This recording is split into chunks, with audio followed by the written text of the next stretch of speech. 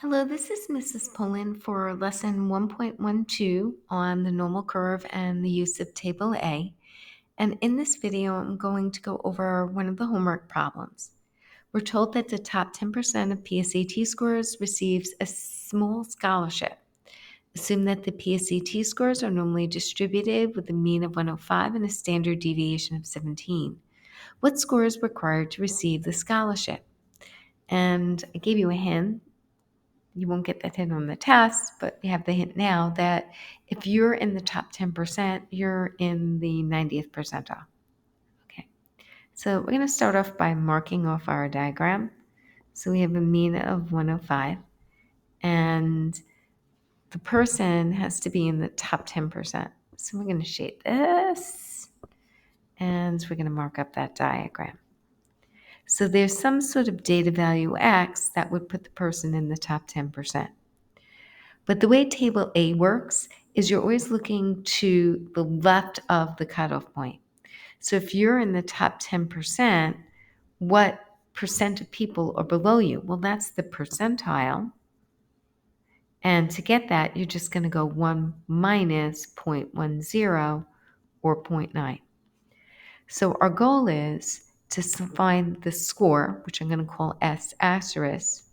It's going to be less than a specific number, and we want that number.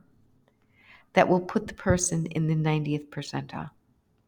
But since we're using table A, which is based on z-scores, we're finding the z-score, or the standardized score.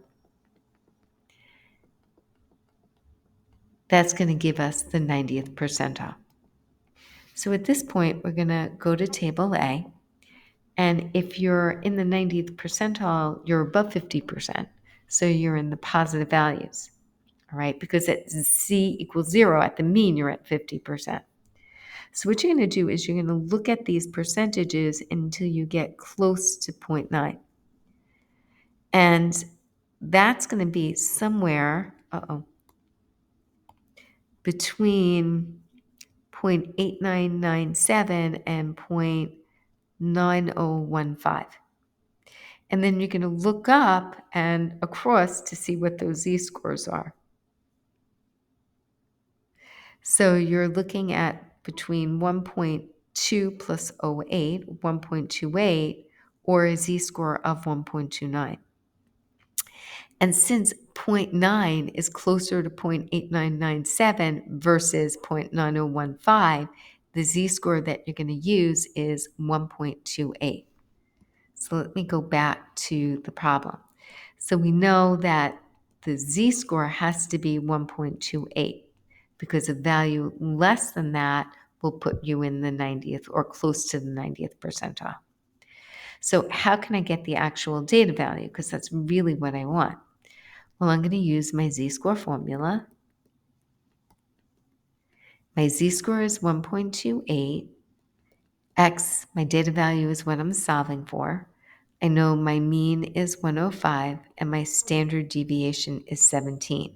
Now you can use nsolve, but I'm going to just do this by hand.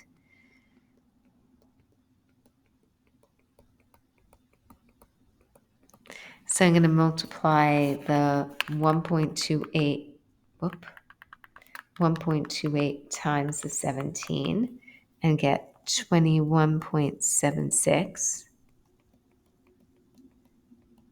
And then I'm going to add 105 to both sides. So a score of 126.76. And they don't tell you, we know that they round on the SAT, and I believe they round to the nearest tens place, but I don't remember. So since they didn't say anything, we're just going to leave that as the score. I hope you have a nice evening. See you tomorrow.